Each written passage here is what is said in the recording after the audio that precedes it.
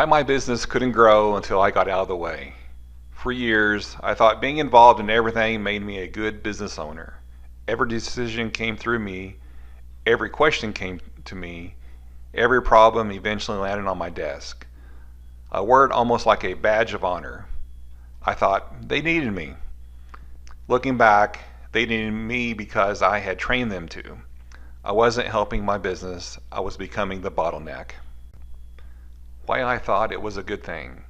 Like a lot of business owners, I cared. I wanted things done right. I spent years building the business. I knew how I wanted customers treated. I knew how inventory should be handled. I knew how problems should be solved. So naturally, people started asking me. At first it felt good. It made me feel valuable. It made me feel important. What I didn't realize was every answer I gave made them a little less likely to solve the problem on their own. The signs I missed.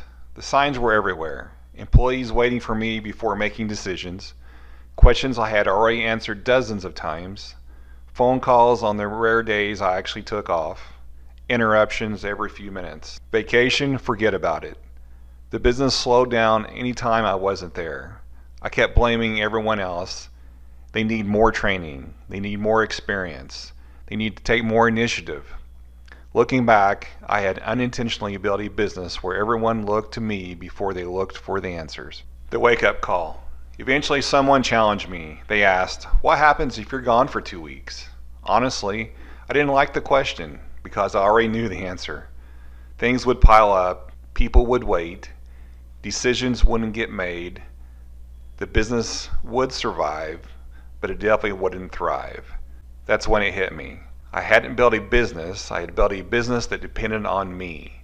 The day I realized that, I also realized I hadn't really built a business that could stand on its own. I'd built myself a very demanding job. Those are two very different things. What changed? The first thing I changed wasn't my employees, it was me. Instead of immediately answering every question, I just asked one back. Like, what do you think? At first it felt awkward. Employees weren't used to me answering a question with another question. Sometimes they'd stand there waiting for me to tell them the answer. But after a while, something changed. Instead of asking me first, they started thinking first. That one little habit probably saved me hundreds of interruptions over the years.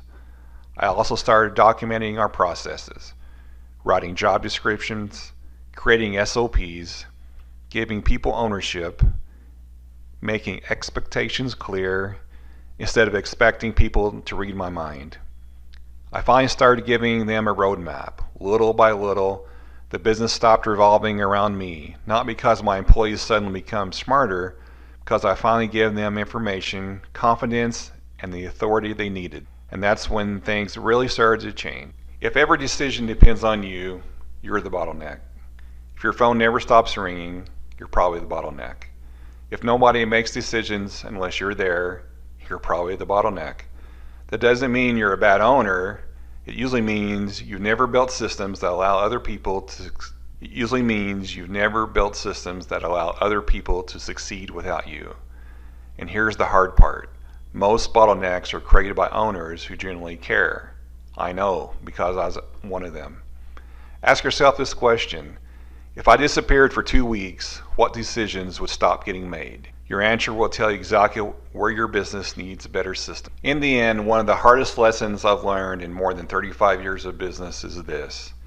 Being needed for everything isn't a sign of leadership. It's usually a sign that the business hasn't been built to operate without you. Today, one of the very first things I look for when helping a business owner is this. Does everything eventually flow back through the owner? If it does, that's usually where we start. Because removing the bottleneck isn't about replacing the owner.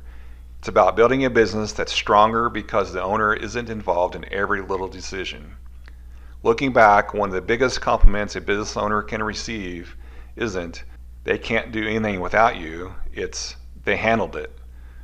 That's when you know you're building a business instead of just running one.